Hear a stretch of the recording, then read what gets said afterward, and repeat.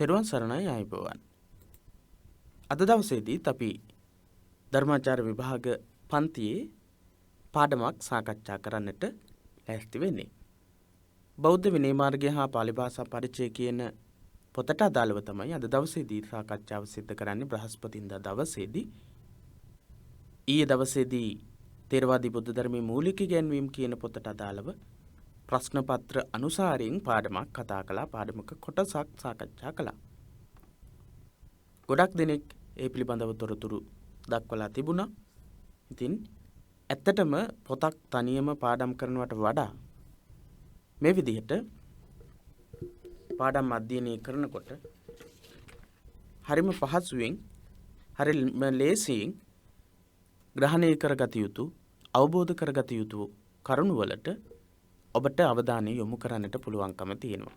ඒ නිසා අද දවසේදීත් අපේ පාඩමත් සමගින් සම්බන්ධ වෙන්නට කියලා ඔබට සිහිපත් කරනවා. ඔබ දන්නවා දැනටමත් පිරිවෙන දහම් පාසල කියන අපේ YouTube නාලිකාව, ඒ වගේම Facebook සමූහය, මුහුණු පොතේ සමූහය, ඊට අමතරව මුහුණු පොතේ පිටුව, පිරිවෙන දහම් පාසල කියන පිටුව ධර්මාචාර්ය විභාගය සඳහා පෙනී සිටින්නට බලාපොරොත්තු වෙන අය වෙනුවෙන්ම නිර්මාණය කරලා තියෙන එකමුතුව ධර්මාචාර්ය විභාග එකමුතුව. ඒ සඳහාත් ඔබට සම්බන්ධ වෙන්නට පුළුවන්. මේ හැම සම්බන්ධතාවයක් ඔස්සේම තමයි මේ සාකච්ඡාවන් අපි ඉදිරියට පවත්වාගෙන යන්නේ. ඉතින් දහම් පාසල් ආචාර්යවරුන්ට තමන්ගේ ශිෂ්‍යයෝ මේ සඳහා යොමු කරවන්නට පුළුවන්.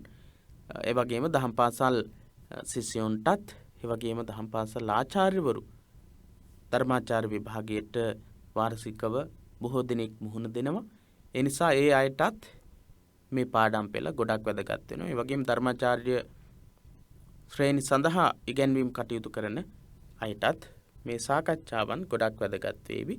එහෙමනම් අපි අද බලමු බෞද්ධ භික්ෂු සමාජයේ ප්‍රභවය හා සංවර්ධනය කියන පළවෙනි පාඩමේ දෙවෙනි කොටස. පළවෙනි කොටසේදී අපි ගොඩක් දේවල් කතා කළා. කොහොමද බෞද්ධ භික්ෂු සමාජය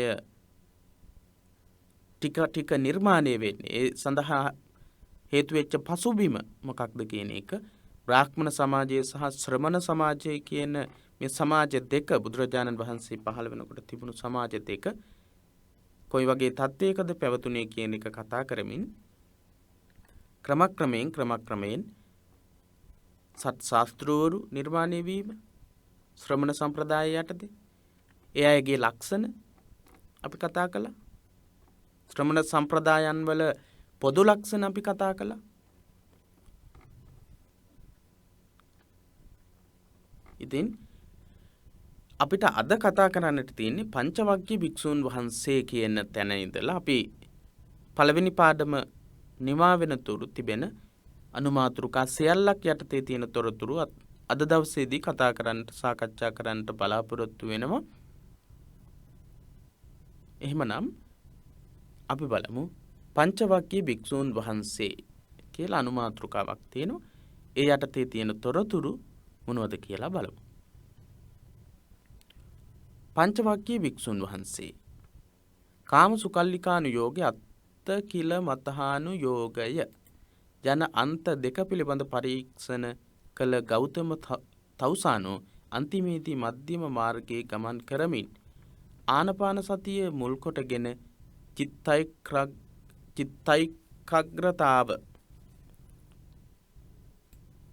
චිත්තේකාග්‍රතාවය කියන එක මේ සංස්කෘත වචනයකින් දක්වන්නේ සිතේ එකඟ බව ගොඩනගා ගැනීමෙන් ත්‍රිලක්ෂණය අවබෝධ කොට කෙලෙස් ප්‍රහාණයෙන් සම්‍යක් සම්බෝධියට පත් වූහ.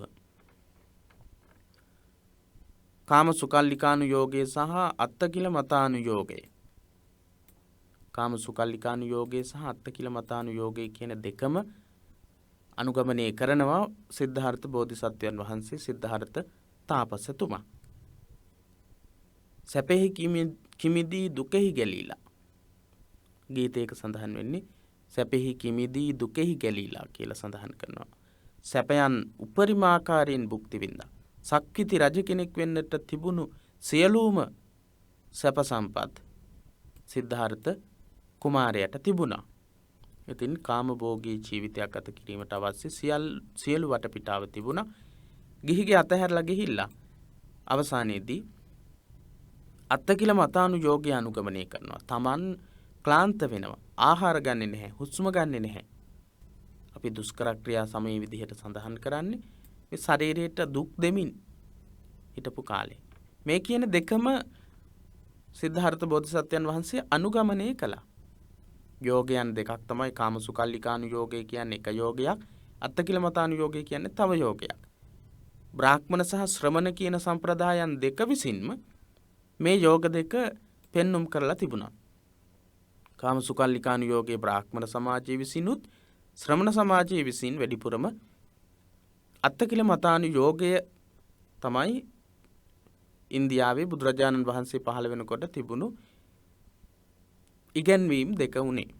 මේ දෙකම නිවන් දැකීමේ මාර්ගය නෙවෙයි කියලා තේරුම් ගත්ත සිද්ධාර්ථ බෝධිසත්ව තාපසතුමා මධ්‍යම මාර්ගය කියන්නේ කාමසුකල්ලිකානුයෝගයටත් අත්තකිලමතානුයෝගයටත් වැටෙන්නේ නැතිව මැදින් ගමන් කරන්නා වූ මාර්ගය. මේ මාර්ගය තමයි මධ්‍යම මාර්ගය කියන්නේ ආර්ය අෂ්ටාංගික මාර්ගය. ආර්ය අෂ්ටාංගික මාර්ගයම සම්බන්ධ වෙනවා පටිච්ච සමුප්පාද ධර්මයට. එහෙනම් මධ්‍යම මාර්ගයේ ගමන් කරමින් ආනාපාන සතිය මුල් කොටගෙන සිතේ එකඟතාවයේ ගොඩනගා ගැනීමෙන් ත්‍රිලක්ෂණය අවබෝධ කොට කෙලෙස් ප්‍රහාණයෙන් සම්‍යක් සම්බෝධියටපත් වූහ. ආනාපාන සතිය මුල් කරගෙන සිතේ එකඟතාවයේ ගොඩනගාගෙන ත්‍රිලක්ෂණය අවබෝධ කොටගෙන මොකද්ද ත්‍රිලක්ෂණය කියන්නේ? අනිච්ච දුක්ඛ අනාත්ත කියන ලක්ෂණ තුන. ආනාපාන සතිය වඩනවා. ආනාපාන සති භාවනා කර්මස්ථානයේ සමත භාවනාවේ තිබෙන භාවනා කර්මස්ථානයක්. මේ භාවනා කර්මස්ථානයෙන් භාවනා කරලා සමාධිය උපදවාගෙන සමාධියෙන් එතනින් එහාට විදර්ශනාවට යොමු වෙනවා. විදර්ශනාව කියලා කියන්නේ අනිත්‍ය දුක්ඛ අනාත්ම කියන ලක්ෂණ තුනට අනුව ලෝකේ දිහා බලන්නට යොමු වීම. එහෙනම් ලෝකේ දිහා බලන්නට බුදුරජාණන් වහන්සේ ක්‍රම තුනක් අනුගමනය කළා. අනිත්‍ය දුක්ඛ අනාත්ම කියන ලක්ෂණ තුනට අනුව ලෝකේ දිහා බලන්නට සහ දකින්නට. පටිච්ච සමුප්පාදයේ මගින් සත්වයා හා ලෝකේ පිළිබඳ අවබෝධය ලබා ගත්තා. ලෝකේ සහ සත්වයා පිළිබඳව අවබෝධය ලබා ගත්තා පටිච්ච සමුප්පාදයේ අනුව. ආනාපාන සතිය මුල් කරගෙන මධ්‍යම මාර්ගයේ ගමන් කරමින් ආනාපාන සතිය මුල් කරගෙන ත්‍රිලක්ෂණය අවබෝධ කරගෙන සම්මා සම්බෝධියටපත් වුණා. එහෙනම් මධ්‍යම මාර්ගයේ ගමන් කළ යුතුයි සම්බෝධියටපත් වෙන්නට ත්‍රිලක්ෂණය අවබෝධ කරගත යුතුයි. ඊට අමතරව පටිච්ච සමුප්පාදයේ මගින් සත්වයා සහ ලෝකයේ පිළිබඳව අවබෝධ කරගන්නට පුළුවන්. අවිද්‍යාවෙන් ආරම්භ වෙලා එකකට එකක් සම්බන්ධ වෙලා තියෙන සම්බන්ධතාවලින් ගොඩනගෙන ලෝකයත් ඒ වගේම පුද්ගලයන්ගෙන් යුක්ත වෙච්ච සත්වයාගෙන් යුක්ත වෙච්ච මේ සමාජය පිළිබඳවත් බුදුරජාණන් වහන්සේ අවබෝධ කරගන්නවා. ගයාවේ සිට බරණැස ඉසිපතනයේ තෙක් වැඩම කළේ තමන් වහන්සේ ලබාගත් අවබෝධයේ බුද්ධිමත් සමාජයටද බෙදා දීමේ කාරුණික අපේක්ෂාවෙනි. බුදුරජාණන් වහන්සේ ධර්ම අවබෝධයට පත් වුණාට පස්සේ බරණැස ඉසිපතනයේ බලා වැඩම කළා. බරණැස ඉසිපතනාරාමයේ බරණැස් නුවර ඉසිපතනාරාමයේ බලා වැඩම කරනවා. මොකටද? ධම්ම චක්කප්පවත්තන සූත්‍ර දේශනාව දේශනා කරන්න. දහම් සක පවත්වන්නට. තමන් අවබෝධ කරගත් ධර්මයේ බුද්ධිමත් සමාජයටද බෙදා දීමේ කාරුණික අපේක්ෂාවයි. බුද්ධිමත් සමාජය ඒ කාලේ වෙනකොට හිටපු බුද්ධිමත්ම පිරිසක් තමයි පස්වග තාපසවරු කියලා කියන්නේ. බුද්ධිමත්ව හිටපු පිරිසක්. ප්‍රථම ශ්‍රාවකයන් වහන්සේ තෝරාගත හැකි වූයේ කලක් ඇසුරු කිරීමෙන් දැන හැඳිනගත් සමකාලීන සමාජයේ සිටි කොණ්ඩඤ්ඤ වප්ප බද්දිය මහානාමස්සජී යන පස් දෙනාය. පළවෙනියටම ධර්මයේ දේශනා කිරීම සඳහා තෝරාගත්තේ මෙන්න මේ කියන පස් දෙනා. කොණ්ඩඤ්ඤ වප්ප බද්දිය මහානාම අස්සජී. කොණ්ඩඤ්ඤ වප්ප බද්ධිය මහානාම අස්සජි කියන 5 දෙනාට තමයි පළවෙනියටම ධර්මයේ දේශනා කරන්නේ. බුද්ධත්වයේ සාධනයේ පරම මාර්ගයේ අත්තිකිලමතානුයෝගය තුලින් වැටී ඇති බව විශ්වාස කළ මිසදිටු පටලයෙන් වැසී සිටි ඒ 5 දෙනාගේ පූර්ණ අවබෝධය තමන් වහන්සේ වෙත යොමු කර ගැනීම පහසු කාර්යයක් නොවිය. මේ අපි සඳහන් කරපු කොණ්ඩඤ්ඤ වප්ප බද්ධිය මහානාම අස්සජි කියන 5 දෙනා බුද්ධත්වය සාධනයේ පරම මාර්ගයේ අත්තිකිලමතානුයෝගය. බුද්ධත්වය අවබෝධ කරගන්න තියෙන එකම මාර්ගය අත්තිකිලමතානුයෝගය කියලා තමයි පස්වග තාපසවරු කල්පනා කළේ. බුද්ධත්වය ලබා ගැනීමේ එකම මාර්ගය වෙන්නේ අත්තිකිලමතානුයෝගය කියලා තමයි එයයි විශ්වාස කළේ. ඒ නිසා එයා විසින් කියලා දුන්නා බෝධිසත්වයන් වහන්සේට දුෂ්කර ක්‍රියා කරන කාලේදී සත්‍ය සොයන කාලේදී ශරීරයට දැඩි විදිහට දුක් දෙන්න අප්‍රාණික ධානයේ වගේ හුස්ම නොගෙන සිටීමේ ධාන ආහාර නොගෙන සිටීමේ ධාන එහෙම එක විදිහේ ව්‍රත සමාදන් වෙන්නට යොමු කළා. ඒ නිසා තමයි බෝධිසත්වයන් වහන්සේ ආහාර නොගෙන හිටියේ. හුස්ම නොගෙන හිටියේ.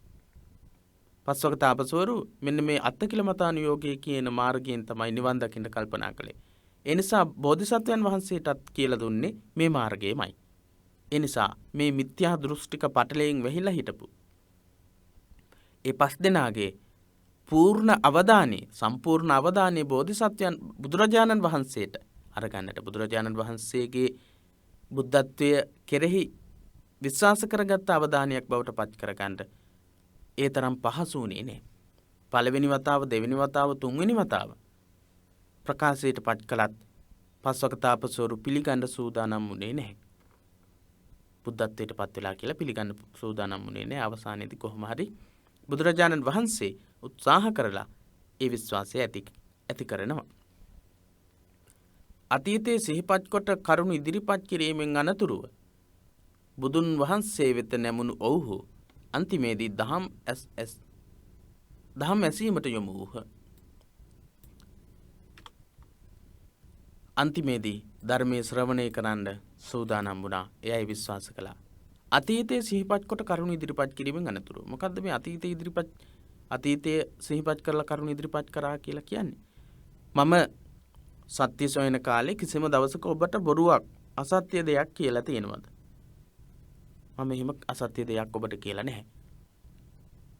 ඒ නිසා මාව විශ්වාස කරන්න මම මේ කරන ප්‍රකාශය සත්‍ය දෙයක් කියලා විශ්වාස කරන්නට කියලා බුදුරජාණන් වහන්සේ අතීතය සිහිපත් කරලා පිළිගන්නට කියලා මතක් කරනවා. ඒක තමයි මෙතනදී අතීතයේ සිහිපත් කොට කරුණ ඉදිරිපත් කිරීමෙන් අනතුරුව කියලා සඳහන් වෙන්නේ. පළමුවෙන්ම කොණ්ඩඤ්ඤ තවුසානෝ ධම්මස පහල කරගෙන බුදු සසුන්හි අචල ස්වභාවයකට පත්ව ඒහි බික්ඛු භාවයෙන් පැවිද්ද ලබා ගත්හ. බුදු සසුනේ පළවෙනි පැවිදි ක්‍රමය තමයි පැවිදි උපසම්පදා ක්‍රමය තමයි ඒහි භික්ෂු මහණ උපසම්පදා ක්‍රමය. පළවෙනියටම කොණ්ඩඤ්ඤ තාපසතුමා ධර්මය අවබෝධ කරගන්නවා, සෝවාන් තත්වයට පත් වෙනවා. පළවෙනියටම සෝවාන් වෙන්නේ. එහෙම සෝවාන් වුණාට පස්සේ බුදුරජාණන් වහන්සේ එව මහණ කියන ප්‍රකාශය සිද්ධ කරමින් බුදු කෙනෙක්ට පමණක්ම ලබා දෙන්නට පුළුවන් ඒහි භික්ෂු භාවයෙන් මහණ උපසම්පදාව ලබා දෙනවා. කොණ්ඩඤ්ඤ තාපසතුමාට ඒහි භික්ෂු භාවයෙන් උපසම්පදාව මහණ උපසම්පදාව ලබා දෙනවා. ඒ බෞද්ධ භික්ෂු සමාජයේ ආරම්භය වේ. බෞද්ධ භික්ෂු සමාජයේ ආරම්භය ලෙස සැලකෙන පස්වග මහණුන් පැවිදි කිරීමේ සිදුවීම පිළිබඳව තොරතුරු ලියන්නට කියලා අපෙන් ප්‍රශ්නයක් ඇහුවොත් ලියන්නට අපිට සිද්ධ වෙනවා. ඒ නිසා අපි අවධානය යොමු කරමින් කටයුතු කළ යුතුයි. අපි බලමු පහුගිය වර්ෂවල කොහොමද ප්‍රශ්න අහලා තියෙන්නේ කියලා. ඔබට වැදගත් වෙයි මේ පිළිබඳව අවධානය යොමු කරලා ඊළඟ කොටසට අවධානය යොමු කළොත්. විනය මාර්ගයේ ප්‍රශ්න පත්‍රය දෙවැනි ප්‍රශ්න පත්‍රයේ විභාග ප්‍රශ්න පත්‍රයේ විභාග අවස්ථාවේදී ඔබට ලැබෙන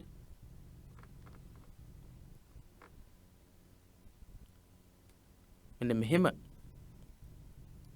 ප්‍රශ්න ටිකක් තමයි තියෙන්නේ. තරමක් සංකීර්ණ වූ ප්‍රශ්න පත්‍රයක් තමයි විනය මාර්ගය සඳහා ලැබෙන්නේ. කෙටි ප්‍රශ්න තියෙන කොටසේදී එකෙහි සිට 7 දක්වා 7 තෙක් එක් ප්‍රශ්නයට නිවැරදි පිළිතුරු වරහන තුලින් තෝරා යටින් ඉරක් අඳින්න කියන තමයි ප්‍රශ්නේ තියෙන්නේ. ඊට අමතරව මෙන්න මෙහිම තියෙනවා. රෝම ඉලක්කම් 1 යටතේ අයන්න ආයන්න කියලා ප්‍රශ්න දෙකක් තියෙනවා. බුද්ධෝත්පත්ති සමයෙහි සිටි බොහෝමයක් ශ්‍රමණ පිරිස් ආත්මාර්ථ සාධනීය පරාර්ථ සාධනීය කෙරෙහි වඩාත් උනන්දු වූහ. අපි ගිය සතියේ මේ ගැන කතා කළා.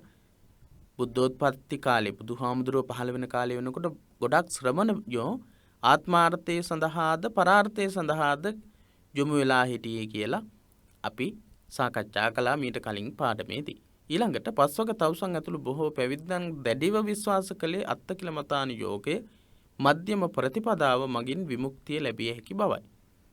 අපි දැන් සුළු මොහොතකට කලින් කතා කළේ පාඩමේදී මේ කතා කර ඉන්නේ අත්තකිලමතානුයෝගයේ තමයි මේ අය පරම නිර්වාණගාමී මාර්ගයේ විදිහට විශ්වාස කළේ කියලා. පරම නිර්වාණගාමී මාර්ගයේ විදිහට ඒ අය කල්පනා කළේ අත්තකිලමතානුයෝගය. බුදුරජාණන් වහන්සේ විවිධ අවස්ථාවලදී නොඑක් සූත්‍ර දේශනා මගින් දුක විස්තර කොට වදාළහ. එබඳු සූත්‍ර දෙකක් දක්වන්නට කියන ප්‍රශ්නේ ඒ ප්‍රශ්න තේරවාදී බුදු ධර්මයේ මූලික ඉගැන්වීම් කියන ප්‍රශ්නේ පත්‍රේ මේ තියෙන්නේ බෞද්ධ විනය මාර්ගය හා පාලි භාෂා පරිචය කියන ප්‍රශ්න පත්‍රේ. බ්‍රාහ්මණ සමාජයේ පැවති ආශ්‍රම ධර්ම නම් කරන්නට කියන ප්‍රශ්නේ ශ්‍රමණ සම්ප්‍රදාය තුල පැවති පොදු ලක්ෂණ දෙකක් අගය කරන්න. ශ්‍රමණ සම්ප්‍රදාය තුල පැවති පොදු ලක්ෂණ අපි ගිය සතියේ කතා කළා. බුදුදහම දඹදිව ශීඝ්‍රයෙන් පැතර යාමට හේතු කරුණු දෙකක් විස්තර කරන්නට කියන ප්‍රශ්නයක් තමයි. ඒ විදිහේ ප්‍රශ්න තමයි 2018 2019 වර්ෂයේදී ලැබිලා තියෙන්නේ. 2017 2018 වර්ෂයේ අපි බලමු විස්තරාත්මකව ලියන්නට තියෙන ප්‍රශ්න පත්‍රයේ කොහොමද ප්‍රශ්න ඉදිරිපත් වෙලා තියෙන්නේ කියලා. සත් ශාස්ත්‍රවරුන් අතුරින් ආත්මවාදී හෝ නාස්තික දෘෂ්ටිය නියෝජනය කළ ශාස්ත්‍රවරුන් 4 දෙනෙකු නම් කරන්නට කියන ප්‍රශ්නේ ගිය සතියේ අපි කතා කළා. යසකුල පුත්‍රයාගේ පැවිද්ද පිළිබඳව කෙටියෙන් ලියන්න කියලා. ප්‍රශ්නේ යසකුල පුත්‍රයාගේ පැවිද්ද පිළිබඳව කෙටියෙන් ලියන්නට කියන ප්‍රශ්නේ අපිට මෙතනදී බෞද්ධ භික්ෂුන් වහන්සේලාගේ ආරම්භයේ වෙච්ච පස්වග මහණුන් පැවිදි කිරීම සම්බන්ධ සිදුවීම ලියන්නට කියලා ඉන්න පුළුවන්. ඒ නිසා මේ පිළිබඳව පොඩි විස්තරය මතක තබා ගන්න. ස්වකීය උත්සාහයේ ප්‍රතිඵල දැක වදාළ මොහොතෙහි බුදුරජාණන් වහන්සේ කොණ්ඩඤ්ඤ ධර්මයේ දැනගත්තේය. කොණ්ඩඤ්ඤ ධර්මයේ දැනගත්තේ යන ප්‍රීති වාක්‍ය ප්‍රකාශ කළහ. ඒක අවුරුද්දකදී අහලා තියෙනවා බුදුරජාණන් වහන්සේ කොණ්ඩඤ්ඤ තාපසතුමා ධර්මය අවබෝධ කරගත්ත අවස්ථාවේදී කළ ප්‍රකාශය ලියන්නට කියලා. කොණ්ඩඤ්ඤ ධර්මයේ දැනගත්තේ අඤ්ඤාසිවත බොහෝ කොණ්ඩඤ්ඤෝ අඤ්ඤාසිවත බොහෝ කොණ්ඩඤ්ඤෝ ධම්මචක්කප්පවත්තන සූත්‍රයේ එහෙමයි සඳහන් වෙන්නේ. කොණ්ඩඤ්ඤ ධර්මයේ දැනගත්තේ කොණ්ඩඤ්ඤ ධර්මයේ දැනගත්තේ කියලා උදානං උදානේසි උදානයක් ප්‍රකාශ කරනවා. අඤ්ඤාසිවත බොහෝ කොණ්ඩඤ්ඤෝ අඤ්ඤාසිවත බොහෝ කොණ්ඩඤ්ඤෝ කියලා ප්‍රීති වාක්‍යයක් ප්‍රකාශ කරනවා. ඉතින් බුදුරජාණන් වහන්සේට හරිම සන්තෝෂයි සතුටුයි ප්‍රීතියක් ඇති වෙනවා. සාරාංශකේ කල්පලක්ෂයක් පෙරම් පිරුවේ සම්බුද්ධත්වයට පත් වෙන. සම්බුද්ධත්වයට පත් වෙන්නේ ධර්මය අවබෝධ කරගන්න. පළවෙනියටම එක ශ්‍රාවකෙක් ධර්මය අවබෝධ කරගත්තට පස්සේ උන්වහන්සේට කොයිතරම්නම් ප්‍රීතියක් කොයිතරම්නම් සතුටක් ඇති වෙන්නට ඇද්ද? ඒ සතුට ඒ ප්‍රීතිය ඇති වෙච්ච ආකාරය සහ ඒ ප්‍රීතිය ප්‍රකාශ කරපු ආකාරය තමයි අපි මේ කතා කරන්නේ අඤ්ඤාසිවත බොහෝ කොණ්ඩඤ්ඤෝ අඤ්ඤාසිවත බොහෝ කොණ්ඩඤ්ඤෝ කියන ප්‍රකාශය තුලින්.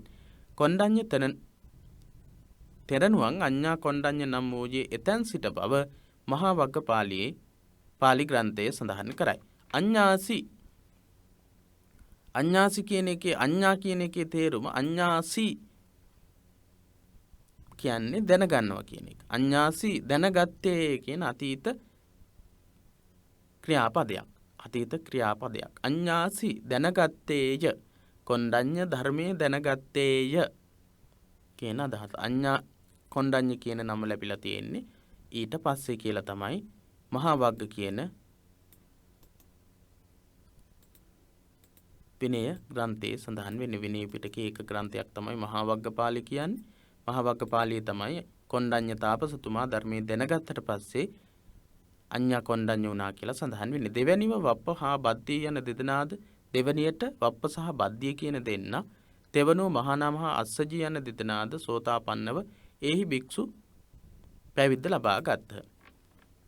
පළවෙනියට අඤ්ඤා කොණ්ඩඤ්ඤ තාපසතුමා, ඊළඟට වප්ප සහ බද්දිය කියන දෙන්න, ඊළඟට තුන්වෙනියට මහානාම අස්සජි. පස්වක තාපසවරු එහි භික්ෂු මහාන උපසම්පදාවට පත් වූ ආකාරය ලියන්නට කියලා කිව්වොත් අපිට මෙහෙම ලියන්නට වෙනවා. පළවෙනියට බුදුරජාණන් වහන්සේගෙන් ධර්මය අවබෝධ කරගත්ත අඤ්ඤා කොණ්ඩඤ්ඤ තාපසතුමා කියලා. ඒ වගේ මේ වෙලාවේදී බුදුරජාණන් වහන්සේ අඤ්ඤාසිවත බොහෝ කොණ්ඩඤ්ඤෝ අඤ්ඤාසිවත බොහෝ කොණ්ඩඤ්ඤෝ කියන ප්‍රකාශය ප්‍රීති වාක්‍ය ප්‍රකාශ කළා. කොණ්ඩඤ්ඤ තාපසතුමා සෝවාන් තත්වයට පත් වුණා. එහි භික්ෂු මහාන උපසම්පදාව ලබා දුන්නා. ඊට පස්සේ දෙවැනි දවසේ වප්ප සහ බද්දිය කියන තාපසවරු දෙන්නවත් මහානාම අස්සජි කියන දෙන්නව තුන්වෙනි දවසේදී පැවිදි උපසම්පදාවට පත් කළා. ඒ අය පස් දෙනාම සෝවාන් තත්වයට පත් වුණා කියලා දක්වන්නට පුළුවන්. ඊළඟට එතෙක් ධර්මාවබෝධය ලබා දුන්නේ පස් දෙන කොටස් වශයෙන්ගෙන ධර්මයේ පැහැදිලි කර දීමයි. පළවෙනියට මේ පස් දෙනාව කොටස් වශයෙන් අරගෙන වෙන්වෙන්ව තමයි ධර්මයේ දේශනා කළේ. පස් දෙනාටම එකවර ධර්මයේ දේශනා කළේ නැහැ.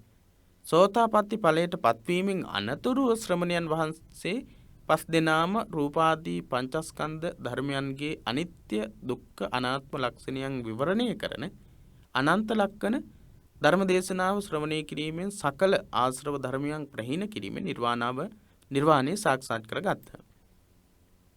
සෝවාන් වුණාට පස්සේ තමයි මේ පස් දෙනාම සෝවාන් වුණාට පස්සේ තමයි බුදුරජාණන් වහන්සේ තුන් දෙනාටම ධර්මයේ දේශනා කරන්නේ අනන්ත ලක්ෂණ සූත්‍ර දේශනාවෙන්. පස්වග මහණුන්ට දේශනා කරපු සූත්‍ර දේශනාවන් දෙකක් එතකොට අපි මෙතනදී ඉගෙන ගන්න. පළවෙනි එක ධම්මචක්කප්පවත්තන සූත්‍ර දේශනාව. පළවෙනි දවසෙත් දෙවෙනි දවසෙත් තුන්වෙනි දවසෙත් පස්වක තාපසවරුන්ට දේශනා කරන්නේ ධම්මචක්කප්පවත්තන සූත්‍රය. ඒ සූත්‍ර දේශනාව අහලා ශ්‍රවණය කරලා සෝවාන් වුණාට පස්සේ පස් දෙනාම සෝවාන් වුණාට පස්සේ තමයි අනිත්‍ය දුක්ඛ අනාත්ම කියන ලක්ෂණ තුන ඇතුළත් වෙන අනන්ත ලක්ෂණ සූත්‍ර දේශනාව දේශනා කරන්නේ. ඒ සූත්‍ර දේශනාව අහලා තමයි ඒ පස් දෙනාම රහත් භාවයට පත් වෙන්නේ. අපි ප්‍රශ්න පත්‍රයකදී දැක්කා යස සහ පිරිස පැවිදි කිරීම සම්බන්ධව විස්තර කරන්නට කියන ප්‍රශ්නේ. ඉතින් ඒ ගැන තමයි අපි ඊළඟට කතා කරන්නේ. බරණැස් නුවර සිටුකුලෙහි ජනිත යසකුල පුත් තෙමේ කම්සපතෙහි ඇලී ගැලී සිට එයින් කලකිරීමට පත්ව සසරින් එතර වීම අපේක්ෂා කොට මහා රාත්‍රියෙහි ගෙදරින් නික්ම ගිය තරුණයෙකි. බරණැස් නුවර සිටුකුලයක බරණැස් සිටුකුලය කියන සිටුකුලේ තුල තමයි යසකුල කියන මේ පුත්‍රයා සිටින්නේ. කම්සපත පිළිබඳව ඇලිලා ගැලිලා කටයුතු කරලා ඒක පිළිබඳව කලකිරීමකටපත් වෙලා සසරින් එතර වීම සඳහා අපේක්ෂා කරමින් මහා රාත්‍රියේ ගෙදරින් නික්මිලා ගියපු තරුණිය. අපි යසකුල පුත්‍රයා ගිහි ගියාත් ඇහැරලා ගිහිල්ලා ගිහිගේ කරදර සහිතයි සම්බාධක සහිතයි කියමින් ගිහිල්ලා බුදුහාමුදුරුවෝ ගාව පැවිදි වුණා කියන සාමාන්‍ය විදිහට තමයි කතා කරන්නේ. ඊට වඩා අපි අවධානය යොමු කළ යුතු සාංශාරික පැවැත්මකින් යුක්තව සාංශාරික වාසනා ගුණයකින් යුක්තව සිද්ධ වෙන්නා වූ පැවිද්දක් තමයි යසකුල පුත්‍රයාගේ පැවිදි වීම. පංචවග්ගීය භික්ෂුන් වහන්සේලාගෙන් අනතුරුව පැවිදි වෙන්නේ යසකුල පුත්‍රයා. ඊට පස්සේ ඔහුගේ යහළුවා 54 දෙනා. එහෙනම් බුදුදහමේ ප්‍රථම රහත් හැට නිර්මාණය වීම සඳහාත් මේ යහළුව සහ යසකුල පුත්‍රයාගේ පැවිදි වීම ප්‍රධාන බලපෑමක් වුණා. පළවෙනි රහත් 69ට ඇතුළත් වුණේ පස්වග තාපසවරු සහ යසකුල පුත්‍රයා යසකුල පුත්‍රයාගේ යහළුවෝ 54 දෙනයි. එහෙනම් ඒ පැවිද්ද ගැන කතා කරන එක අවධානය යොමු කරන එක අපිට ගොඩක් වැදගත් වෙනවා. බුදුහු මැදියමෙහි තමන් වහන්සේ වෙත පැමිණෙන යස අමතා පීඩා රහිත උවදුරු රහිත ක්ෂේම භූමියකට මඟ පෙන්වමින් දහම් මගට යොමු කරගත්සේක. මධ්‍යම රාත්‍රියේ තමයි බුදුරජාණන් වහන්සේ වැඩ සිටින තැනින් යසකුල පුත්‍රයා ගමන් කරන්නේ. ඒ වෙලාවේදී පැවිද්ද පීඩා උවදුරු රහිත ක්ෂේම භූමියක් විදිහට පෙන්눔 කරලා ඒ උතුම් වූ ධර්ම මාර්ගයේ පෙන්වනවා. යසකුල පුත්‍රයාත් ධර්මය අවබෝධ කරගන්නවා. පළමුව ශ්‍රද්ධාව ජනිත කොට දහම් දෙසීමෙන් ඇතිවෙන දෙයක් තුල නැතිවීමේ ස්වභාවය විද්‍යමාන වන බව අවබෝධ කොටගෙන දහම් ඇස පහල කරගත් යස ඇසූ දහම් මෙනෙහි කරමින් ඉසිපතනෙහි රැඳී සිටියේ. පළවෙනියට මොකද කරන්නේ? ශ්‍රද්ධාව ජනිත කරවනවා. ශ්‍රද්ධාව ජනිත වීම සඳහා ධර්මයේ දේශනා කරනවා. ඊළඟට තමයි ඇතිවෙන දෙයක් තුල නැතිවීමේ ස්වභාවය විද්‍යමාන වන බව අවබෝධ කොටගෙන අවබෝධ කරවනවා. ඇතිවෙන හැම දෙයක් තුළම උපාද තිති භංග කියන ලක්ෂණ තමයි තියෙන්නේ. අනිච්ච දුක්ඛ අනාත්ම කියන ලක්ෂණ තමයි තියෙන්නේ කියන කරුණු බුදුරජාණන් වහන්සේ පැහැදිලි කරනවා. ධම්මස පහල කරගත් යස මේ කියන ඇතිවෙන දෙයක් තුළ නැතිවීමේ ස්වභාවයක් තියෙනවා කියන ධම්මස මෙනෙහි කරමින් ඉසිපතනාරාමේ වැඩ හිටියා. එහෙනම් යසකුල පුත්‍රයා පැවිදි වෙන්නේ ඉසිපතනාරාමේදී. ඉසිපතනාරාමේදී තමයි යසකුල පුත්‍රයා පැවිදි වෙන්නේ. උදෑසන සියපුතු සොයා පැමිණි පියාට බුදුන් වහන්සේ දහම් දෙසද්දී ඒට සමන් යොමු කළ යසකුල පුත් සියලු ආශ්‍රවයන් ක්ෂය කිරීමෙන් විමුක්තිය ලබා ගත්තේ. උදෑසනින්ම පා සලකුණු දිගේ ගමන් කරනවා තමන්ගේ පුතාව හොයාගෙන බරණැස් සිටුතුමා. අවසානයේදී ජේතවනාරාමයට ඉසිපතනාරාමයට යසකුල පුත්‍රයා පැමිණලා තියෙනවා කියලා මිරිවැඩි සංගල ඉසිපතනාරාමයේ ඉදිරිපිට තමයි තැන්පත් කරලා තිබුණේ. කොහොම හරි දැනගන්නවා. දැනගෙන බුදුහාමුදුරුවෝ ගාවට එනවා. බුදුරජාණන් වහන්සේ යසකුල පුත්‍රයාව නොපෙනෙන්නට සලස්වලා බරණැස් සිටුතුමාට ධර්මයේ දේශනා කරනවා. ධර්මයේ දේශනා කරාට පස්සේ බරණැස් සිටුතුමා ධර්මයේ තේරුම් ගන්නවා. යසකුල පුත්‍රයා රහත් භාවයට පත් වෙනවා මේ ධර්මය අහලා. යස පැවිද්ද පිළිබඳ පුවත පැතිර ගිය කෙනෙහි විමල සුබාහු පුන්නජී ගවම්පති කිය. ගිහි සහායකයන් කියලා කියන්නේ යහළුවෝ සිව් දෙනාද ඔහු සොයා එහි පැමිණ දහම් අසා පැවිදිව අරහත් භාවයට පත් වූ. හොඳම යාළුවෝ 4 දෙනා තමයි විමල සුබාහු පුන්නජී ගවම්පති කියන 4 දෙනා. මේ 4 දෙනාට තවත් යාළුවෝ 50 දෙනෙක් හිටියා. යාළුවෝ ඔක්කොම එතකොට 54යි. මේ යාළුවෝ 4 දෙනා තමයි ප්‍රධාන යාළුවෝ විදිහට හිටියේ විමල සුබාහු පුන්නජී ගවම්පති. මේ යාළුවෝ ඇතුළු 54 දෙනෙක්.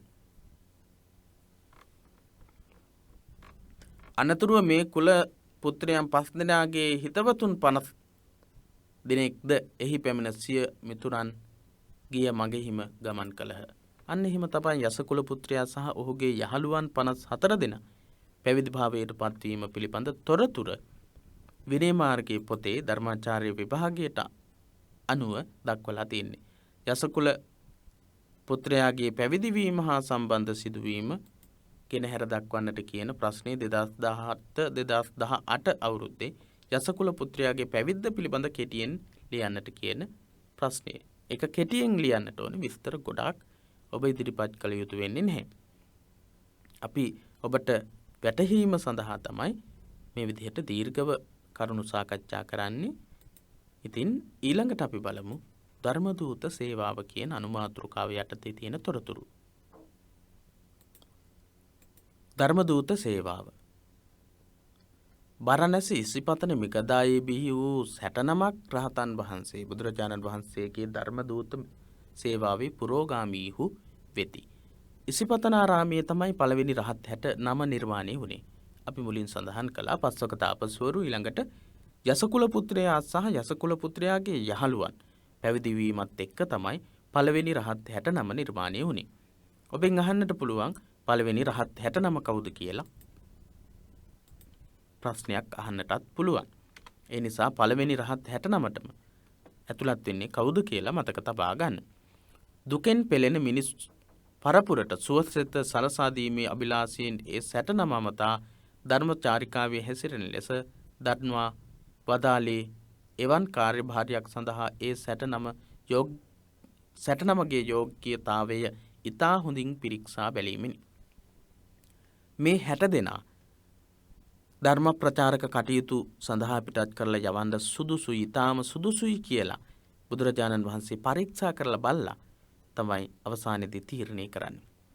දුකෙන් පෙළෙන මිනිස්සුන්ට මිනිස් පරපුරට සුවසෙත සලසා දීමේ අදහසින් තමයි ධර්ම ප්‍රචාරක කටයුතු සඳහා පිටත් කරලා යවන්නේ. ඔබ මේ වෙද්දි දන්නවා චරත බික්කවේ චාරිකම් බහුජන හිතාය බහුජන සුඛාය අත්තාය හිතාය සුඛාය දේවමනුස්සාන මා ඒකේන දේ අගමිත්ත දේශේත බික්කවේ ආදී කල්යාණම් මජ්ජේ කල්යාණම් පරියෝසాన කල්යාණම් සාත්තං සබ්බ්‍යංජන කේවල පරිපුන්නං පරිසුද්ධම් පකාසේත.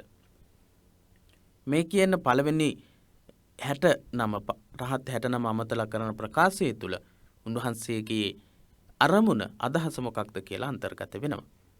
ප්‍රථමයෙන් ආත්මාවලෝකනය කොට සෙසු පිරිස දෙස බලන භාග්‍යවතුන් වහන්සේ සියලු දෙනම සසර බැමි වලින් මිදී ඇති බව පෙන්වා දෙති. ආත්මාවලෝකනයක් කරනවා. ආත්මාවලෝකනයක් කරනවා. ඒ පස්වක තාපසවරු සහ තමන් වහන්සේ පිළිබඳව බලනවා. ඒ අයගේ ජීවිත පිළිබඳව, ඒ අයගේ සාංශාරික පැවැත්ම පිළිබඳව, ඒ අයගේ තත්ත්වය පිළිබඳව දැන් හිතේ ධර්ම අවබෝධය ඇති වෙලා තියෙන ආකාරය හොඳින් බලලා ඉවරලා තමයි දකින්නේ බුදුරජාණන් වහන්සේ අය හැමදිනාම දුකෙන් නිදහස් වෙලා තියෙනවා කියලා. මහණෙනි මම සියලු දෙව් මිනිස් බැමි වලින් මිදුනේ වෙමි. තොපිද සියලු බැමි වලින් මිදුනාහුය. මුත්තෝහං සබ්බ පාසේහි යේ තිබ්බා යේ ච මානුසා තුම්මේහිපි බික්කවේ මුත්තා සබ්බ පාසේහි යේ තිබ්බා යේ ච මානුසා. මුත්තෝහං අහං මුත්තෝ මම මිදුනා සබ්බ පාසේහි යේ තිබ්බා යේ ච මානුසා. යම් ආකාරයක දිව්‍යමය හෝ මනුෂ්‍ය බැමි තියෙනවා නම් ඒ වගේ මම මිදුනා. තුම්හේපි තොපත් නොබලාත් බික්කවේ මුත්තා මිදුනා. භික්ෂුනි ඔබත් මිදිලත් ඉන්නේ. සබ්බ පාසේහි යේ දිබ්බා යේ ච මානුසා. යම් ආකාරයක දිව්‍යමය හෝ යම් ආකාරයක මනුෂ්‍ය බැමි වලින් කෙලෙස් වලින් යුක්තව හිටියා නම් ඔබ ඒ වගේ මිදිලා ඉන්නේ, මමත් ඒ වගේ මිදිලා ඉන්නේ. මහණෙනි මම සියලු දෙව් මිනිස් බැමි වලින් මිදුනේ වෙමි. තොපිද සියලු බැමි වලින් මිදුනාහු වෙති. මිදුනාහුය. ඒ විදිහට බුදුරජාණන් වහන්සේ දේශනා කරනවා. දෙව් මිනිස් සමාජයේ හිත වැඩ පිණිස චාරිකාවේ යන ලෙසත් බහුජන හිතාය බහුජන සුඛාය දෙදෙනෙකු එකමකකින් නොයන ලෙසත් දේශනා කරන ලද්දේ බන්ධ මුක්ත මා ඒකේන දේ අගමිත්ත. මා ඒකේන දේ අගමිත්ත කියලා තමයි බුදුරජාණන් වහන්සේ දේශනා කරන්නේ. මා ඒකේන දේ අගමිත්ත. දෙදෙනෙක් එක මඟ යන්න එපා. දේ අගමිත්ත. මා ඒකේන දේ අගමිත්ත. දෙන්නෙක් එක මඟ යන්න එපා කියන ප්‍රකාශය තියෙනවා පළවෙනි රහත් 69 සඳහා ලබා දුන්නු අවවාදයේ තුල. බන්ධ මුක්ත ස්වභාවය. මොකක්ද මේ බන්ධ මුක්ත ස්වභාවය කියලා කියන්නේ? බැඳීම් එක්ක යනකොට නිර්වාණගාමී මාර්ගයට යොමු වෙන මිනිස්සුන්ට ධර්මයේ දේශනා කරන්න යොමු කරවීම සඳහා ධර්මයේ දේශනා කරන්න අවස්ථාව අඩු වෙන්න පුළුවන්. දෙන්නෙක්, තුන් දෙනෙක්, හතර දෙනෙක්, පස් දෙනෙක් ඉන්නකොට ඒ සේවය සිද්ධ වෙන ප්‍රමාණය අඩු වෙන්න පුළුවන්. ඒ නිසා බන්ධ මුක්ත බැඳීම් එක්ක එකතු වෙලා සාමූහිකව ඉන්නකොට ඒ සිද්ධ වෙන්නා වූ අලාභය එහෙම නැත්නම් පාඩුව කාලය ඒ වගේම පිරිස් වශයෙන් ඉක්මනින් ධර්මයේ දේශනා කරන්නට ධර්ම මාර්ගය මිනිසුන් අතරට අරගෙන යන්නට තියෙන අවස්ථාව මගහැරවීම සඳහා තමයි බන්ධමුක්ත ස්වභාවයෙන් මිදවීම සඳහා තමයි බුදුරජාණන් වහන්සේ දෙදෙනෙකු එක මග යන්නට එපා කියලා අවවාද කරන්නේ. බුදුරජාණන් වහන්සේත් මග සැට එක් නමක් වූ බුදුරජාණන් වහන්සේත් සමග සැට එක් නමක් වූ රහතන් වහන්සේ බරණැසින් නික්ම ඒ පළාත්වල සැරිසරමින් තමන් අවබෝධ කරගත් ධර්මයේ ශ්‍රවණාවිලාසී ධර්මයට දේශනා සමාජයට දේශනා කරමින් ඉදිරියටම ගමන් කළ බුදුරජාණන් වහන්සේත් එක්ක 61 නමක් ප්‍රථම රහත් 69යි බුදුරජාණන් වහන්සේත් එක්ක 61 නමයි බරණැස් නුවරින් නික්මිලා ගිහිල්ලා විවිධ පළාතවල සැරිසරමින් ධර්ම ශ්‍රවණාවිලාසී ධර්ම ශ්‍රවණය කරන්න කැමති සමාජයට මේ ධර්මයේ දේශනා කළා. බුදුරජාණන් වහන්සේ බද්දවග්ගී කුමාරවරුන් 30 දෙනාටද ධර්ම අවබෝධය ලබා දී. බුදුරජාණන් වහන්සේ ප්‍රථම රහත් 69ට අවවාද කරලා පිටත් කරලා යවලා ඊට පස්සේ බුදුරජාණන් වහන්සේ උරුවේලාවට ගමන් කරන බව ප්‍රකාශ කරනවා. උරුවේලාවට ගමන් කරන අතරමඟදී තමයි බද්දවග්ගීය කියන කුමාරවරු 30 දෙනෙක් මුණ ගැහෙන්නේ. ඒ අයටත් බුදුරජාණන් වහන්සේ ධර්මයේ දේශනා කරන ඔවුන් සමග උරුවෙල් දනව්වට වැඩ එහි ගිනි පිදීමෙහි යෙදුණු උරුවෙල් කාශ්‍යප, නදී කාශ්‍යප හා ගයා කාශ්‍යප යන තිදෙනාගේ හා දහසක් වූ ඔවුන්ගේ ශ්‍රාවක පිරිස් වල පැවති මිසදීතු අදහස් බිඳ තමා. අතරමඟදී හම්බ වෙච්ච බද්දවග්ගී කුමාරවරු 30 දෙනාව පැවිදි කරනවා. පැවිදි කරලා බුදුරජාණන් වහන්සේ ගමන වැඩම කරනවා උරුවේලාව බලා. උරුවේලාව බලා වැඩම කරන්නේ අර පැවිදි කරගත්ත බද්දවග්ගී කුමාරවරුත් එක්ක. එහිදී හම්බ වෙනවා එතනදී හිටියා උරුවෙල් කාශ්‍යප, නදී කාශ්‍යප, ගයා කාශ්‍යප සහ ගයා කාශ්‍යප. උරුවෙල් කාශ්‍යප, නදී කාශ්‍යප සහ ගයා කාශ්‍යප කියන 3 දෙනා. මේ 3 දෙනා තමයි තුන්බෑ ජටිලයෝ වෙන්නේ. තුන්බෑ ජටිලයෝ විදිහට අපි කතා කරන්නේ ඔබට මතක තියෙන්නට වෙයි. ඔබ දැනටමත් මතකෙහි රඳවාගෙනත් ඇති. උරුවෙල් කාශ්‍යප, නදී කාශ්‍යප, ගයා කාශ්‍යප. පිළිවෙලට මතක තියාගන්න. පිරිස් වශයෙන් උරුවෙල් කාශ්‍යපට 500 දෙනෙක් හිටියා. ඊළඟට නදී කාශ්‍යපට හිටියේ 300 දෙනෙක්. ඊළඟට ගයා කාශ්‍යපට 200ක් දෙනෙක් හිටියා. එතකොට 500යි 300යි 200යි 1000යි. 300යි 200යි 500යි මේ 500යි 1000යි. එතකොට පිරිස 1000ක් බවට පත් වෙනවා. එතන 1000ක් බවට පත් වෙනවා. යන තිදෙනාගේ හා දහසක් වූ ඔවුන්ගේ ශ්‍රාවක පිරිස් වල පැවති මිසදිටු අදහස් බිඳ දැම්මා. ගිනිපිදීම් වගේ ව්‍රත සමාදානයන් තාපසචර්යාවන් තමයි මේ අයකම අනුගමනය කළේ. ඒවත් බිඳ හෙල්ලා ඒ අය පැවිදි කරනවා. බෞද්ධ මාර්ගයට ඇතුළු කරගෙන බුද්ධ ධර්මයේ කෙරෙහි ප්‍රසාදයට පත්වන්න වුන් බුදුරජාණන් වහන්සේ වෙත යොමු කරමින් ස්වකීය ධර්මදූත චාරිකාවෙහි නිරත වූහ. මේ අයටත් ධර්මයේ දේශනා කරලා පත්වන්න වුන් බුදුරජාණන් වහන්සේ වෙත යොමු කරමින් ස්වකීය ධර්මදූත චාරිකාවෙහි නිරත වූහ. ධර්මදූත සේවාවේ නිරත වුණා. ඊළඟට උන්වහන්සේගේ සේවාව පිළිබඳ පැහැදිලි නිදසුනක් වනුයේ කෝලිත උපතිස්ස දෙදෙනාගේ පැවිද්දයි. උන්වහන්සේ ධර්ම දූත සේවාව කොහොමද සිද්ධ කළේ කියන එක දැන් අපි මේ කතා කරමින් ඉන්නේ. පළවෙනියටම ප්‍රථම රහත් 69 පිටත් කරලා යවලා ඊළඟට බුදුරජාණන් වහන්සේ උරුවෙල් දනව්ව කරා වැඩම කරනවා. උරුවෙල් දනව්ව කරා වැඩම කරන අතරතුර පංචවග්ගීය භික්ෂුන් බද්දවග්ගීය කුමාරවරු හම්බ වෙනවා. ඒ අයවත් පැවිදි කරනවා. ඊළඟට ඒ අයත් එක්කම උරුවෙල් දනව්වට යන උරුවෙල් දනව්වේදී උරුවෙල් කාශ්‍යප, නදී කාශ්‍යප, ගයා කාශ්‍යප කියන පිරිස දහසකුත් පිරිසක් එක්ක ලැබෙනවා, හම්බ වෙනවා. ඒ අයවත් පැවිදි කරනවා. ඒ විදිහට බුදු දහමේ බුද්ධ ශාසනයේ ඇති කරපු සංවර්ධනය ඇති වෙච්ච සංවර්ධනය අපිට කොච්චරක් දුරට සංවර්ධනය වුණාද කියන එක කතා කරන්නට පුළුවන්. කෝලිත සහ උපතිස්ස කියන දෙන්න අග්‍ර ශ්‍රාවක බවට පත් වෙන සරියුත් මුගලන් දෙන්නා බවට පත් වෙන මේ දෙන්නාගේ පැවිදි වීම විශේෂයි.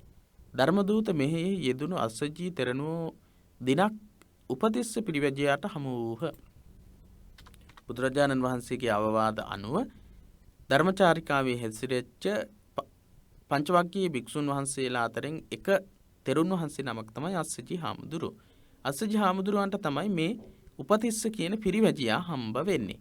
දෙදෙනා අතර සිදු වූ සංවාදයේදී තමන් බුද්ධ ශ්‍රාවකයෝ බවද ආධුනික භික්ෂුවක් බවද එහින් ධර්මයේ විස්තර වශයෙන් කීම අපහසු බවද දැන්වූහ. දෙන්න අතර සංවාදයක් ඇති වෙනවා. සංවාදය ඇති වෙච්ච වෙලාවේදී යේ ධම්මා හේතුප්පබවා තේසං හේතු තථාගතෝ ආහ තේසංචයෝ නිරෝධෝ එවං වාදි මහා සමනෝ කියලා තමයි අස්සජි හාමුදුරුවෝ උපතිස්ස පිරිවැජියාට තමන්ගේ ශාස්ත්‍රූවරයා ගැන පැහැදිලි කරන්නේ. යේ ධම්මා හේතුප්පබවා යම් ධර්මයක් හේතු ප්‍රත්‍යයෙන් හටගන්නවාද යේ ධම්මා හේතුප්පබව තේසං හේතු තථාගතෝ ආහ එහි හේතුව බුදුරජාණන් වහන්සේ දේශනා කරනවා. තේසංචයෝ නිරෝධෝ එහි යම්කිසි නිරෝධයක් තිබේද එයත් බුදුරජාණන් වහන්සේ දේශනා කරනවා. ඒවං වාදි මහා සමනෝ ඒ වගේ වාද තියෙන කෙනෙක් තමයි මගේ ශ්‍රමණයන් වහන්සේ කියලායි සඳහන් කරන්නේ. එහෙත් තමා දන්නා ධර්මයේ ඊතා සැකවින් ප්‍රකාශ කරන ලෙස ඉල්ලා සිටි කල්හි අස්සජී තෙරණුවෝ මෙසේ වදාළහ. අස්සජී හාමුදුරුවෝ මෙන්න මෙහිම ප්‍රකාශ කරනවා. හේතුවෙන් හටගන්නා ධර්මයන්ගේ ඒ හේතුව තථාගතයන් වහන්සේ වදාළහ.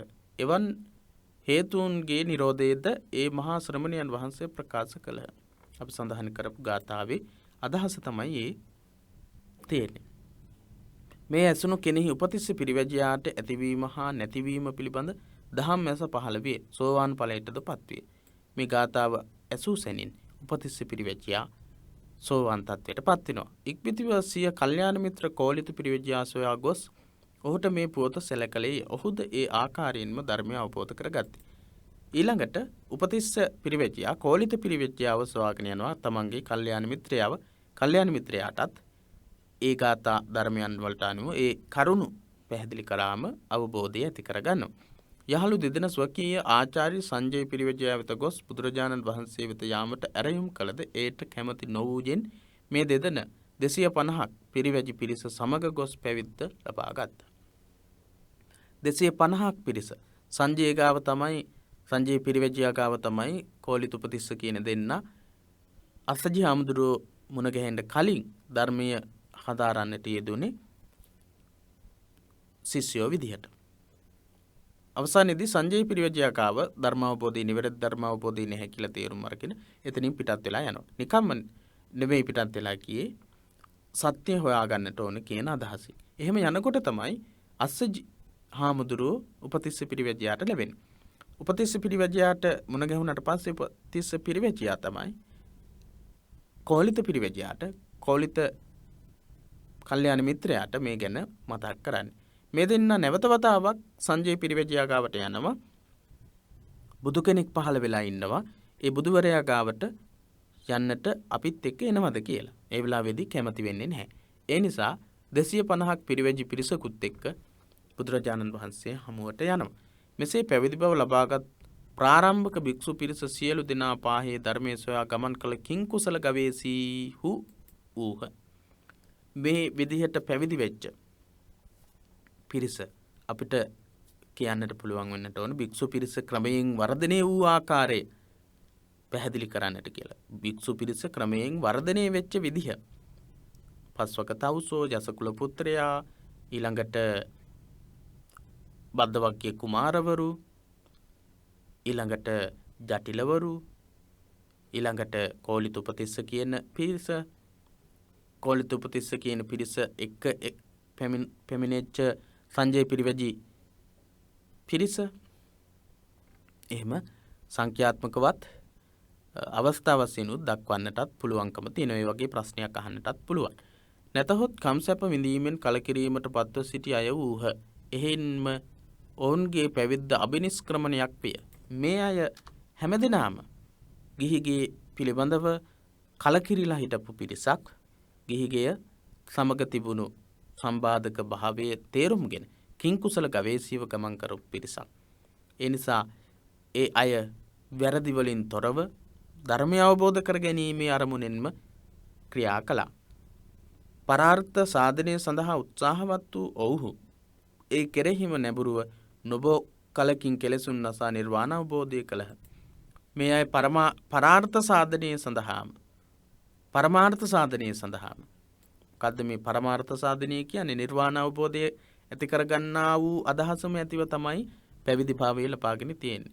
ඒ නිසා ඒ අය ධර්මයටම යොමු වුණා. ධර්මයටම යොමු වෙලා කෙටි කාලයකින් ධර්මය අවබෝධ කරගත්තා. එකී භික්ෂු සමාජයේ දෙස පුනරාවලෝකනය කොට ඔවුන් ප්‍රශංසාවට භාජනය කරන අයුරු මජ්ක්‍ධිම නිකායේ කකචූපම සූත්‍රයේ දක්නට ලැබේ. බුදුරජාණන් වහන්සේ මේ භික්ෂුන් වහන්සේලාගේ මුල් කාලීන භික්ෂුන් වහන්සේලාගේ ඒ හැසිරීම සහ ස්වභාවය ප්‍රශංසාවට ලක් කරලා තියෙනවා. මොකද ඒකට හේතුව ඒ භික්ෂුන් වහන්සේලාකින් කුසල ගවේෂීව අභිනිෂ්ක්‍රමණය කිරීමේ අදහසින්ම ඇවිල්ලා පැවිදි වෙච්ච පිරිසක් තමයි මුල් කාලේ අපි ඔය කතා කරපු භික්ෂුන් වහන්සේලා සියලු දෙනාම සම්බුද්ධ ශාසනයට ඇතුළත් වෙන්නේ. කකචූපම සූත්‍රයේදී මජ්ක්‍ධිම නිකායේ සඳහන් වෙන්නේ කකචූපම සූත්‍රයේදී මේ ගැන අපිට අධ්‍යයනය කරන්න පුළුවන්. බුදුරජාණන් වහන්සේ මුල් කාලීන භික්ෂුන් වහන්සේලාගේ හැසිරීම සහ උන්වහන්සේලා ක්‍රියා කරපු ආකාරය ගැන ප්‍රශංසා කරලා තියෙනවා. එක් කලක භික්ෂූන් තමන් වහන්සේගේ සිත සතුටු කළ බවත් යමක් සිහි ගන්වනු විනා දිගින් දිගට අනුශාසනා කිරීම අවශ්‍ය නොවූ බවත් ප්‍රකාශ කරයි. මේ මජ්ක්‍ධිම නිකායේ කකචූපම සූත්‍රයේ දැක්වෙන්නේ එක කාලයකදී මුල් කාලයේදී භික්ෂුන් වහන්සේලා තමන් වහන්සේගේ හිත සතුටු කළ බව සහ යමක් සිහි ගන්වපු පමණින් ඒ දේ සිද්ධ කරා අනුශාසනාවක් සිදු කරපු සැනින් වැරදි නොකලා කියලා සඳහන් කරනවා. ආරාධයින් සුවත මේ භික්ඛවේ භික්ඛු ඒකං සමයං චිත්තං න මේ භික්ඛවේ තේසු භික්ඛුසු අනුශාසනී කරණීයා හෝසි සත්තුප්පාද කරණීයමේව මේ භික්ඛවේ තේසු භික්ඛුසු අහෝසි. ආරාධයින් සුවත මේ භික්ඛවේ භික්ඛු ඒකං සමයං චිත්තං මගේ හිත සතුටු කළා. න මේ භික්ඛවේ තේසු භික්ඛුසු අනුශාසනී කරණීයා හෝසි සත්තුප්පාද කරණීයමේව මේ භික්ඛවේ තේසු භික්ඛුසු අහෝසි. අනුශාසනා කළ යුතුනේ නැහැ. මහණෙනි ඒ කාලේ භික්ෂුන් වහන්සේලාට නමේ භික්ඛවේ තේසු භික්ඛුසු අනුශාසනී කරණීයා හෝසි. අනුශාසනා කරන්න උවමනා වුණේ නැහැ. වැරදි කරන අයට තමයි අනුශාසනා කරන්නට ඕන. වැරදි වලින් මිදෙන්නට.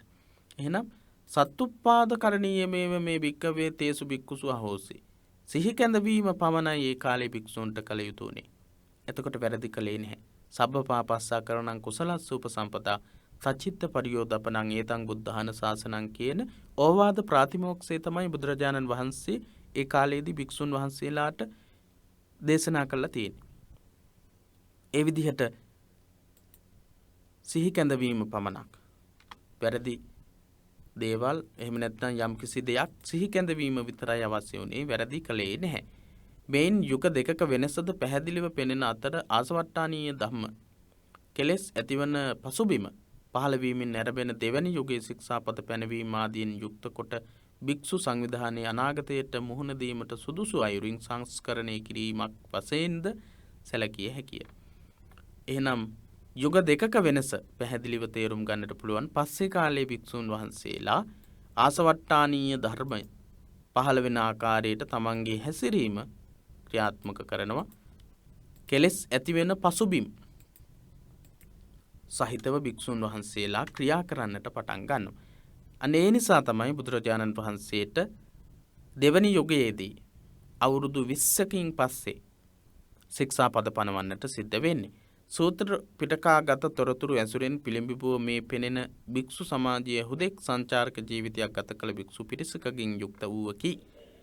ජේතවනයේ වේළුවනේ පූර්වාරාමේ නිග්‍රෝධාරාමේ ආදී මෙන්ම බුදුරජාණන් වහන්සේ වැඩ සිටි වෙනත් සියලු තැන්ද හුදෙක් මල්වතු උයන් ආදී ජනශූන්‍ය විවේක ස්ථාන විනා සකලාංග සම්පූර්ණ විහාරස්ථාන බවක් සිටිය නොහැකිය. භික්ෂුන් වහන්සේලා වැඩ හිටපු තැන් ඊට පස්සේ අපි කතා කරනවා සූත්‍ර පිටකගත තොරතුරු ඇසුරෙන් පිළිඹුව පෙනෙන්නේ භික්ෂු සමාජයේ හුදෙක් සංචාරක ජීවිතයක් ගත කළ භික්ෂු පිරිසකගෙන් යුක්ත වූ බව ජේතවනාරාමයේ වේළුවනාරාමයේ පූර්වාරාමයේ සහ නිග්‍රෝධාරාමයේ ආදී බුදුරජාණන් වහන්සේ වැඩ හිටපු තැන් ඒ තැන් සහ තවත් තැන් තියෙනවා මල්වතු උයන්වතු ජනශූන්‍ය විවේක ස්ථාන විනා සකලාංග සම්පූර්ණ විහාරස්ථාන බවක් සිටිය නොහැකි. මේවා සම්පූර්ණ අංග සියල්ලක්ම සම්පූර්ණ වෙච්ච මහා ප්‍රාසාද විදිහට තිබිච්ච තැන් නෙවෙයි. සුත්ත නිපාතයේ සාරිපුත්ත තුවටක ආදී සූත්‍ර වලින් පෙනෙන භික්ෂු ජීවිතයේ ගිහි පවුල හා පිරිස කෙරෙහි නොඇලුන එක් තැනක දෙරැයක් ගත නොකරමින් සංචාරයේ යෙදෙන සමකාලීන ශ්‍රමණ ලක්ෂණයන්ගෙන් පරිපූර්ණ වූයි. බෞද්ධ ශ්‍රමණ භික්ෂූන් වහන්සේලාගේ ලක්ෂණ දක්වන්නට කියලා කිව්වොත් මේවා අපිට වැදගත් වෙනවා. මල්වතු යන්වතු ආදී ජනශූන්‍ය විවේක ස්ථානවල ගත කරපු ජේතවනයේ වේළුවනේ පූර්වාරාමයේ නිග්‍රෝධාරාමයේ වගේ තැන්වල ජීවත් වෙච්ච සුත්ත නිපාතයේ සාරිපුත්ත තුවටක ආදී සූත්‍රවල පෙන්වන විදිහට භික්ෂු ජීවිතයේ ගිහි පවුල හා පිරිස කෙරෙහි ඇලිච්ච නැති එක් තැනක රැය දෙකක් ගත නොකරමින් සංචාරික ජීවිතයක් ගත කරපු පිරිසක් විදිහට අපිට විස්තර කරන්නට පුළුවන්. ශ්‍රමණ බෞද්ධ ශ්‍රමණ වරුන්ගේ ලක්ෂණ අපින් අහන්න පුළුවන්. අපිච්චතා සන්තුට්ඨිතා ගුණයන්කින් යුක්ත වූ නිසාම ඊයේ ලද සිව්පසය අඩුපාඩුකම් අද සපුරා ගැනීමට හෝ හෙට වඩාත් සිව්පසය ලැබෙන අයුරක් මෙනෙහි කරමින් කෙරෙන ගමනක් එහි නොවේ. අපිච්චතා සන්තුට්ඨිතා ගුණයෙන් යුක්ත වීම බෞද්ධ ශ්‍රමණීන් වහන්සේලාගේ එක ලක්ෂණයක්. බුදුරදුන් සමග 500ක් පමණ භික්ෂූන් නිතර සංචාරයේ යෙදුණු බව පෙනේ. සංචාරයේ යෙදලා තියෙනවා කණ්ඩායම් වශයෙන් පිරිස් වශයෙන් බුදුරජාණන් වහන්සේත් එක්ක 500ක් දෙනෙක් නිතරම සංචාරය කළා තියෙනවා. සෙසු මූලික ශ්‍රාවකයන් වන සරියුත් මුගලන් ආදී හිමිවරුන් සමගද අන්තේවාසික භික්ෂූන් සමූහ වශයෙන් සිටි බව විනය සූත්‍ර පිටක යන්හි දක්නට ඇත. අන්තේවාසික පිරිස් විදිහට සරියුත් හාමුදුරුවන්ගේ සහ මුගලන් හාමුදුරුවන්ගේ පිරිස් ඉඳලා තියෙනවා. බුදුරජාණන් වහන්සේ සමගත් විශාල වශයෙන් පිරිස් නිරන්තරයෙන්ම ගමන් කරලා තියෙනවා. භික්ෂු සංඛ්‍යාව වශයෙන් වර්ධනය වෙන දෙවැනි යුගයේදී ස්වකීය සබ්‍රහ්මචාරී භික්ෂු පිරිස ඔවුනොවුන් ගැනත් විශේෂයෙන් භික්ෂූන් නවකයන් පිළිබඳවත් අවධානය යොමු කරමින් වරදින් මුදවා ආයත සංවරයෙහි පිහිටුවීම හා එතෙක් නොලැබූ ධ්‍යාන මාර්ග ලබා ගැනීම සඳහා උත්සාහවත් කරවීම සිදු වූ තැන් පිටක සාහිත්‍ය තුළ බහුලව දක්නට ලැබේ. අන්තේවාසික භික්ෂූන් වහන්සේලාට සංඛ්‍යා වශයෙන් භික්ෂූන් වහන්සේලා වැඩි වෙනකොට ඔවුනොවුන් ගැන විශේෂයෙන් භික්ෂූන් වහන්සේලා අවධානය යොමු කරනවා. අලුතින් පැවිදි වෙන අය කෙරෙහි අවධානය යොමු කරනවා. වැරදි වලින් මුදවා ගන්නට සහ වැරදි කරන අයව ආයත සංවරයේ නැවත වතාවක් නිවැරදි භාවයේ පිහිටවීමේ කටයුතු කරනවා. ඒ වගේම එතෙක් නොලබපු ධ්‍යාන මාර්ග ආදී ලබා ගැනීම සඳහා උත්සාහ කරවනවා, උනන්දු කරවනවා. සමගියත් අන්‍යෝන්‍ය වශයෙන් නගා සිටුවීමත් නිසා දිනෙන් දින ද ආධ්‍යාත්මික වර්ධනයක් සිදු වූ බව එයින් නිගමනය කළ හැකිය. දවසින් දවස ආධ්‍යාත්මික මේ වශයෙන් සංවර්ධනය වෙච්ච විශාල පිරිසක් නිර්මාණය වෙනවා.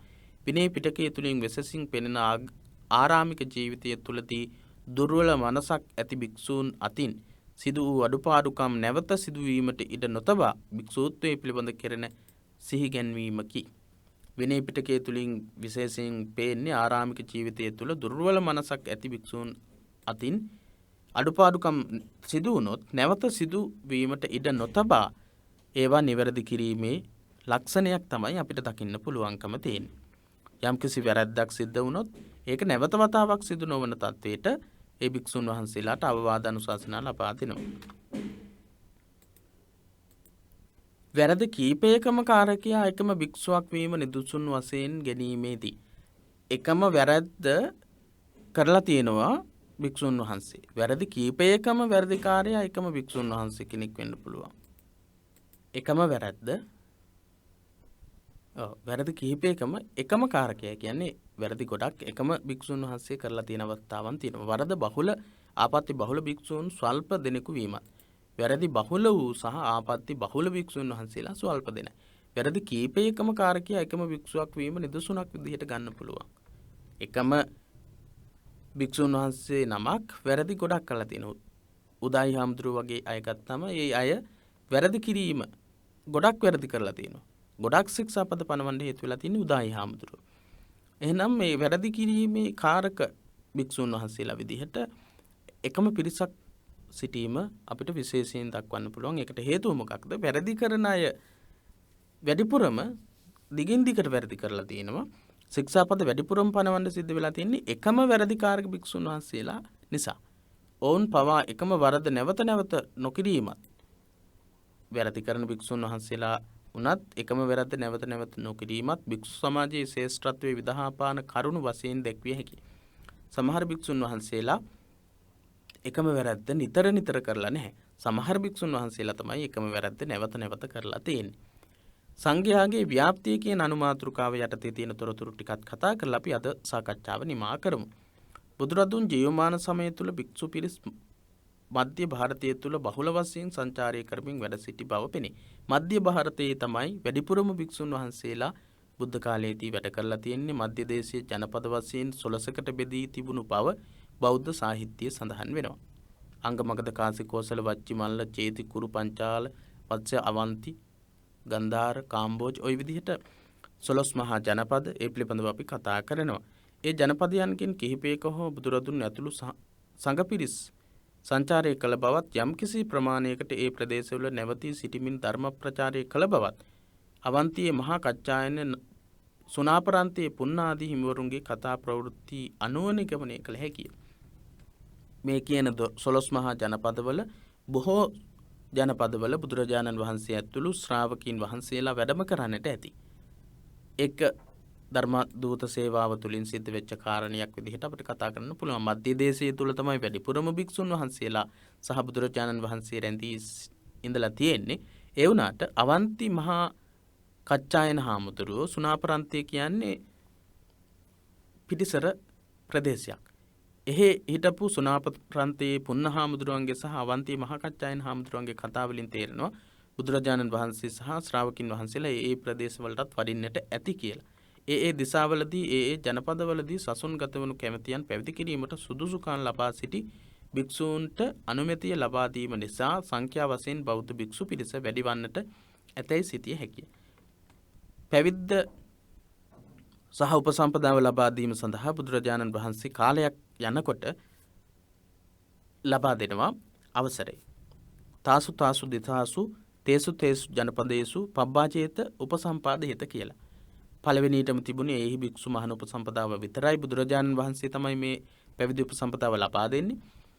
පස්සේ කාලේ ධර්මදූතයන් වහන්සේලා ඒ ප්‍රදේශවල ධර්මයේ දේශනා කරමින් ඉන්නකොට මේක ගැටලුවක් වෙනවා. ඒ නිසා බුදුරජාණන් වහන්සේ අවසර දුන්නා ඒ දිසාවලදී සුදුසුකම් තියෙන භික්ෂුන් වහන්සේලාට තමන් ළඟට එන අයව පැවිදි කරන්න පුළුවන් කියලා. තාසු තාසු දිසාසු තේසු තේසු ජනපදේසු පබ්බාජේතු උපසම්පාදේත කියලා. තථාගත පරිනිර්වාණයට තෙමසකට පමණ පෙර මාර්යාගේ ආයාචනයක් වශයෙන් මහා පරිනිබ්බාන සූත්‍රයේ දැක්වෙන අවස්ථාව ගැන සලකා බලන කල්හි තථාගත පරිනිර්වාණයට බුදුහාමුදුරු පිරිනුවම් පාන්න මාස 3කට පමණ කලින් මාර්යා ආයාචනයක් කරනවා. ඒ ගැන මහා පරිනිබ්බාන සූත්‍රය තමයි තියෙන්නේ. ඒ වන විට භික්ෂු භික්ෂුණී උපාසක උපාසිකා යන සිව් පිරිසම ව්‍යක්ත විනීත විසරද බහුශ්‍රූත ධර්මානුධර්ම ප්‍රතිපන්න පූර්ණ පුද්ගලයන් බවට පත්ව සිටි බව පෙනේ. ඒ ප්‍රකාශයේ තියෙනවා බුදුරජාණන් වහන්සේ ප්‍රකාශ කරනවා දැන් මගේ භික්ෂුන් වහන්සේලා ව්‍යක්ත විසරද ව්‍යක්ත විනීත විසරද බහුශ්‍රූත ධර්මානුධර්ම පටිපන්න පිරිසක් විදිහට ව්‍යක්තයි විනීතයි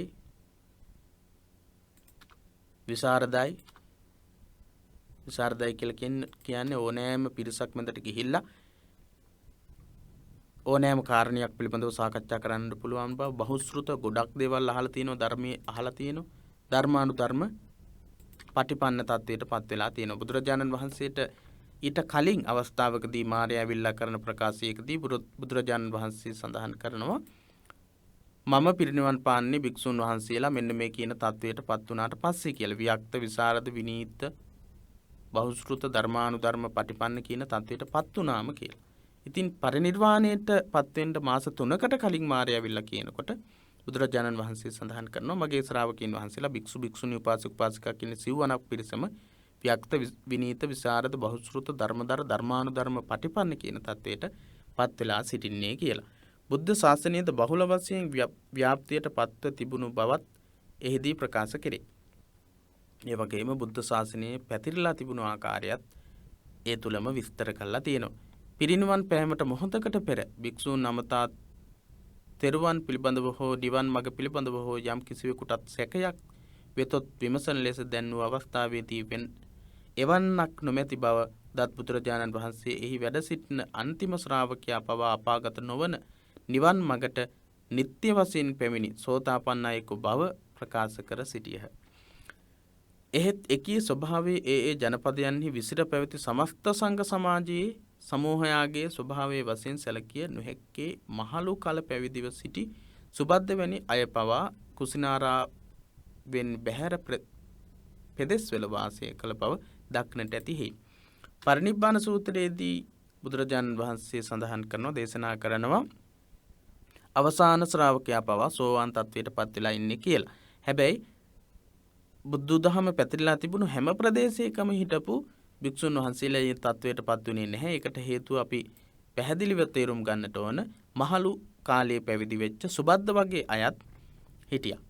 ඒ නිසා ධර්ම අවබෝධය නොකරගත්ත වැරදි වැඩ කරමින් හිටපු අයත් හිටියා කියන එක අපි මතක තබා ගන්නට ඕන. ඒ කාරණාව පිළිබඳව අපි දිගින් දිගට දෙවෙනි පාඩමේදී කතා කරනවා.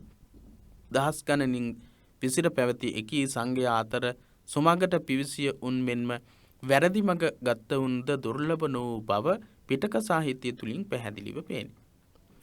පැහැදිලිව අපිට පේනවා නිවැරදි මාර්ගයේ ගමන් කරපු අය වගේම වැරදි මාර්ගයේ ගමන් කරමින් සම්බුද්ධ ශාසනයේ හැසිරිච්ච අයත් ඉඳලා තියෙනවා. ඒ සම්බුද්ධ ශාසනයේ වැරදි සිද්ධ කරමින් හිටපු අයට පනෝපු විනය නීති පිළිබඳව ඒ වගේම පැවිදි කිරීම හා සම්බන්ධ තොරතුරු අපි ඉදිරි පාඩම්වලදී සාකච්ඡා කරන්න බලාපොරොත්තු වෙනවා. එහෙමනම් ටිකක් තරමක් දීර්ඝ වුණාද පාඩම විනාඩි කිහිපයක් පැයකට වඩා ගත වෙලා තියෙන්නේ. කෙසේ නමුත් අපි වැදගත් වෙන කාරණාවන් ගොඩක් කතා කළා.